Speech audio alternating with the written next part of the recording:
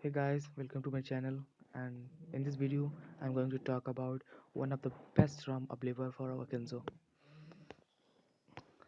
It's none other than Cardinal OSP.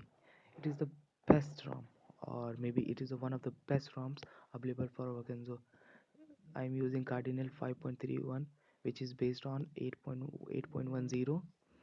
I'm using a Cardinal with the shadow kernel. You can use with stock kernel, it give you good experience. If you want more, you can go with shadow kernel, link in given description.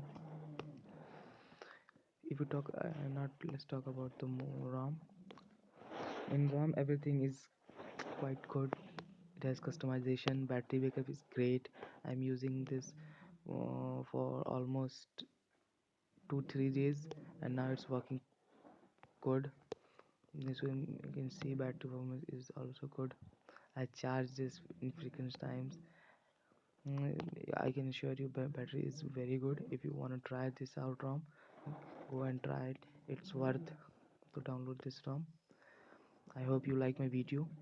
Stay tuned for more updates. Please subscribe our channel. Thanks for watching.